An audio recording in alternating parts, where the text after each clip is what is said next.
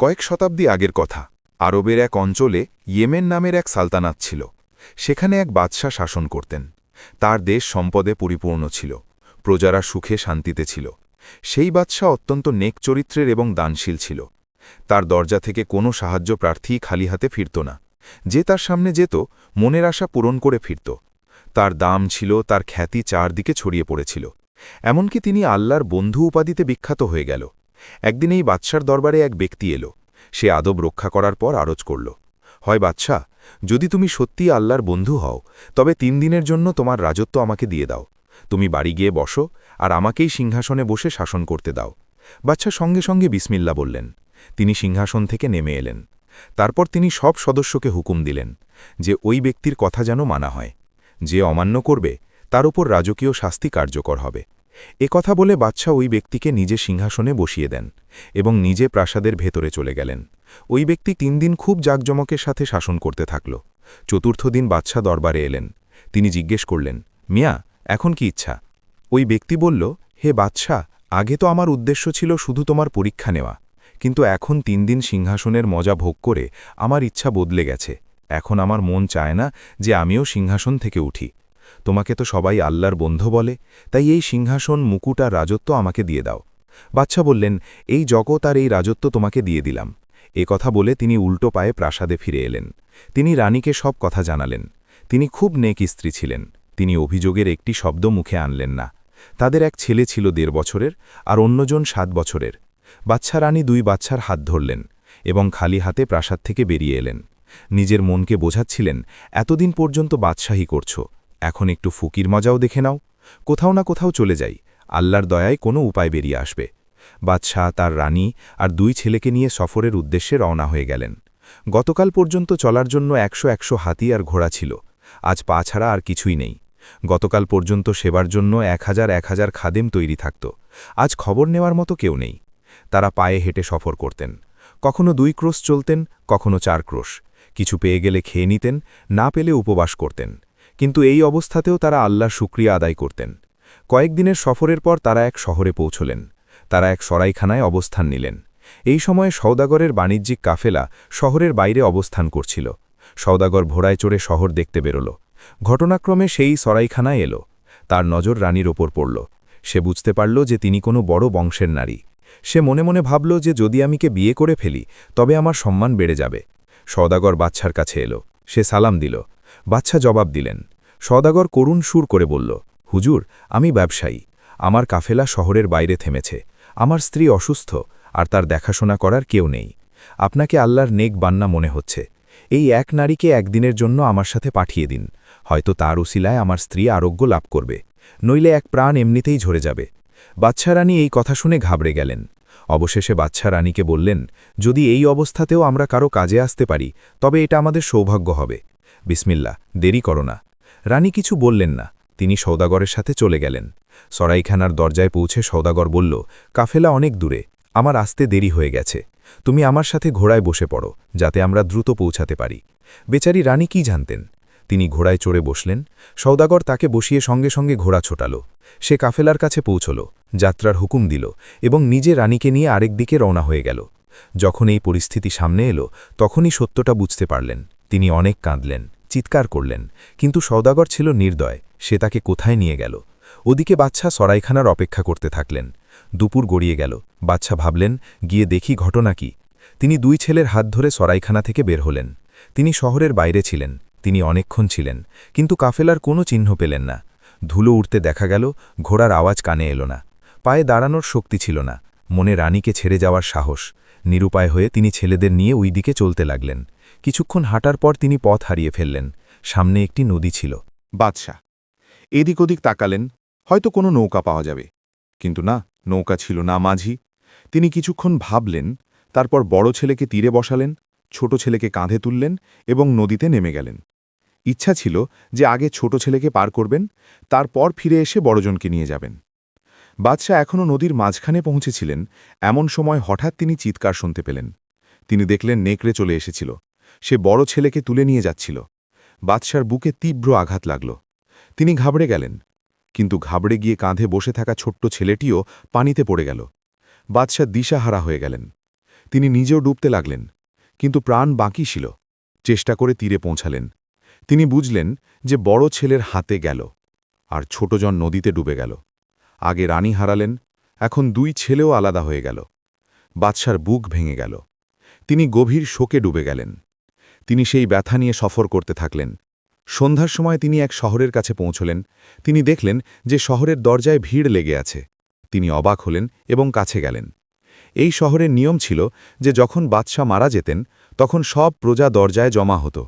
তারপর একটি বাজ পাখি ওড়ানো হতো, আর যার মাথায় বাজ পাখি বসে যেত সেই নতুন বাদশা হতো। যিনি ফকির হাতে সেখানে পৌঁছেছিলেন, বাজ পাখি এসে তার মাথায় বসে গেল। সব আমির উজির আর সব আসন হাত জোড় করে দাঁড়িয়ে গেল। তারা মুকুট আর রাজকীয় পোশাক পেশ করল এবং সম্মানের সাথে আরজ করল, হুজুর, প্রাসাদে চলুন এবং সিংহাসনে বসিয়ে রাখুন। বাদশা বলেন, ভাই, আমি তো নিজেই রাজত্ব ছেড়ে এসেছি। আমি শাসন থেকে হাত গুটিয়ে নিয়েছি। আমি ফকিরই গ্রহণ করেছি। আমার কোনো রাজত্বের ইচ্ছা নেই। বুদ্ধিমান মানুষেরা জোর করতে লাগল যে আমরা তো আপনাকে আমাদের বাদশা বানাব। বারবার অস্বীকার করা সত্ত্বেও অবশেষে লোকেরা তাকে বাদশা বানিয়েই ছাড়ল। তাকে রাজকীয় পোশাক পরানো হল, মাথার মুকুট সাজানো হল, প্রাসাদে নিয়ে গিয়ে সিংহাসনে বসানো হল, নজরানা পেশ করা হল এবং খুব জাঁকজমকের সাথে উৎসব পালন করা হল। বাদশা কি আল্লাহর পুরস্কার মনে করলেন। তিনি আগের চেয়েও বেশি ন্যায় বিচার আর ইনসাফের সাথে শাসন করতে লাগলেন। কিন্তু মনে সবসময় দুঃখী থাকতেন। লজ্জার কারণে নিজের অবস্থার কথা কাউকে বলতেন না, আর যখনই নিজের স্ত্রী আর ছেলেমেয়ের কথা মনে পড়ত তার মুখ থেকে দীর্ঘশ্বাস বের হয়ে আসত। এখন ওই দুই ছেলের অবস্থা শোনো। যে ছেলেটিকে নেকড়ে তুলে নিয়ে যাচ্ছিল সেই দিক দিয়ে এক তীরন্দাজ যাচ্ছিল। সে দৃশ্যেই দেখল, সঙ্গে সঙ্গে ধনুকে তীর রাখল, এক কঠিন আঘাত করল। নেকড়ে লুটিয়ে পড়ল। এভাবে ছেলেটির প্রাণ বেঁচে গেল। দ্বিতীয় ছেলে, যে নদীতে পড়েছিল, তাকে এক জেলে ডুবে যাওয়া থেকে বাঁচিয়ে নিল। এই দুই ব্যক্তি ছিলেন নিঃসন্তান এবং তারাই শহরেরই বাসিন্দা ছিলেন, যে শহরের ছেলেদের বাবা বাদশা হয়েছিলেন। তারা দুই বাদশাকে নিজের বাড়ি নিয়ে গিয়ে তাদের লালন পালন শুরু করে দিল। যখন বাদশার মন নিজের সন্তানের স্মৃতিতে ব্যাকুল হতে লাগল, তখন একদিন ওদেরকে হুকুম দিলেন যে দুজন শরীফ ছেলে খুঁজে আনো, যারা আমাদের কাছে বসার যোগ্য হয়। উজির শহরের অনেক ছেলেকে ডাকলেন, তাদের পরীক্ষা নিলেন। তাদের মধ্যে বাদশার ছেলেরাও সামিল ছিল। উজিরের তাদের পছন্দ হল। সেই দুই ছেলেকে বাদশার সামনে আনা হল। বিচ্ছেদের কষ্ট তাদের চেহারা বদলে দিয়েছিল। না বাবা চিনতে পারলেন যে তার ছেলে, না বাদশাদের মনে হল যে সিংহাসনে বসা বাদশা তাদের বাবা। তাদের এটাও জানা ছিল না যে তারা দুজন আপন ভাই। এটা ছিল ভাগ্যের এক অদ্ভুত খেলা, যে তারা মিলেও আলাদা রইল। বাদশা তাদের সাথে কথা বললেন। তিনি উজিরের নির্বাচনে খুশি হলেন। তিনি দুই ছেলের সাথে ভালোবাসায় ভরা আচরণ করলেন, তাদের নিজের কাছে রাখতেন, তাদের সাথে কথা বলতেন, এবং এতে তার মনে এক অদ্ভুত শান্তি লাগত। এখন আল্লাহর কুদরতের দেখো, রানীকে নিয়ে যাওয়া সওদাগর সে ওই শহরেই পৌঁছে গেল। সে অনেক চেষ্টা করল যে রানী তাকে বিয়ে করে নিক, কিন্তু সেই অনেক নারী না মুখ খুললেন আর না মন বদলালেন। সওদাগর পাগলের মতো হয়ে গেল। সে আগের বাদশার দরবারে আসা যাওয়া করত। যখন সে জানতে পারল যে পুরনো বাদশা মারা গেছে, তখন সে দুঃখিত হল। তারপর লোকেরা বলল, নতুন বাদশা আগের চেয়েও বেশি ভালো, নেক আর উদারমনা। এ কথা শুনে সওদাগর উজিরের হাত দিয়ে দামি উপহার পাঠাতে লাগল এবং তারপর নিজেও খেদমতে হাজির হল। ভাগ্যের তামাশা দেখো না, বাদশা চিনতে পারলেন না যে এই নেই প্রতারক সওদাগর, আর না সওদাগর আন্দাজ করতে পারল যে ইনিই সেই ব্যক্তি যাকে সে ধোঁকা দিয়েছিল। এভাবে দুজনেই একে অপরের অবস্থা সম্পর্কে অজ্ঞাত ছিল। বাদশা সওদাগরকে সম্মান করলেন, তাকে নিজের বিশেষ মেহমান বানালেন এবং শাহী মেহমানখানায় রাখলেন। বাদশা তাকে দরবারেও জায়গা দিলেন। একদিনের ঘটনা, সওদাগর বাদশার খেদমতে উপস্থিত ছিল। কথায় কথায় সন্ধ্যা হয়ে গেল। বাদশা বললেন, আজ রাতে এখানেই থেকে যাও, এক জরুরি বিষয়ে কথা বলতে হবে। সওদাগর তো থেকে গেল, কিন্তু কিছুটা চিন্তিত দেখা যাচ্ছিল। বাদশা জিজ্ঞেস করলেন, কেন, চিন্তার কারণ কি? সওদাগর লজ্জিত স্বরে বলল, হুজুর, ওই মহিলা, অর্থাৎ ওই বন্দির, আমি পাগলের মতো হয়ে গেছে। আমি নিজে তার উপর নজর রাখি, ভয় যে কোথাও পালিয়ে না যায় বা কোনো বিপদে না পড়ে যায়। বাদশা বললেন, চিন্তা করো না, এখন তুমি বিশ্রাম করো, এই মহিলার পাহারা আমি নিজে দেব। তারপর বাদশাহ ও দুই ছেলেকে, অর্থাৎ নিজের ছেলেদের কিন্তু চিনতে পারেননি, হুকুম দিলেন যে সওদাগরের তাঁবুর পাহারা দিতে। দুই ছেলে আদেশ পালন করল। তারা ওই তাঁবুর দরজায় পাহারা দিতে লাগল, যার ভেতরে রানী বন্দী ছিল। মাঝরাত পার হল, ছোট ছেলে ঘুম পেতে লাগল।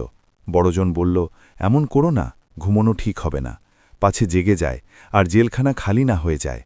ছোটজন বলল, তাহলে এমন কথা শোনাও যেন ঘুম উড়ে যায়। বড়জন বলল, আচ্ছা, আমি আমার নিজের কাহিনী শোনাই। যদি মনোযোগ দিয়ে শোনো তবে ঘুম তো দূরের কথা, কয়েক দিন পর্যন্ত ক্ষুধা পিপাসা পাবে না। এই কথা বলে সে বলতে লাগল, হাঁ, আমি ইয়ামিনের বাদশার ছেলে। আমার বাবা নিজের রাজত্ব আল্লাহর নামে এক ফকিরকে দিয়ে দিয়েছিলেন। তারপর আমার মা আমাকে এবং আমার ছোট ভাইকে সাথে নিয়ে সফরে রওনা হলেন। পথে এক জালিম সওদাগর আমাদের মাকে ধোঁকা দিয়ে নিয়ে গেল। আমরা দুই ভাই সামনে সফর করতে থাকলাম। তারপর নদী এলো। বাবা মাকে তীরে বসালেন, ছোটজনকে কাঁধে তুলে নদী পার হতে লাগলেন। ইতিমধ্যে নেকড়ে আমার উপর ঝাঁপিয়ে পড়ল। আমি চিৎকার করলাম, কাঁদলাম, সাহায্য চাইলাম। বাবা ঘাবড়ে গেলেন। ছোট ভাই তার কাছ থেকে পিছলে নদীতে গিয়ে পড়ল। তারপর কি হলো আমার কিচ্ছু মনে নেই। এক তীরন্দাজ আমাকে বাঁচিয়ে নিল। এখন ভাগ্য আমাকে এই বাদশার কাছে নিয়ে এসেছে। এ কথা শুনে দ্বিতীয় ছেলে জড়িয়ে ধরল আর কাঁদতে কাঁদতে বলল, ভাইজান, নদীতে পড়ে যাওয়া আমি ছিলাম, আমাকে এক জেলে বাঁচিয়েছিল।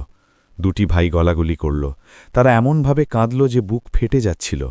কাঁদতে কাঁদতে তাদের আওয়াজ কানে বাজতে লাগল। রানী পর্দার কাছে এলো। সে জিজ্ঞেস করল, তোমরা দুজন কাঁদছ কেন? রানী পর্দা সরিয়ে দিলেন। বাচ্চারা তাদের অবস্থার কথা বলল। তার পিছনের সব ঘটনা বর্ণনা করল। প্রতিটি শব্দে ব্যথা ছিল, প্রতিটি নিঃশ্বাসে কষ্ট ছিল। মহিলা পর্দা উল্টাল। সে চমকে পিছিয়ে গেল। তারপর ছেলেদের জড়িয়ে ধরল।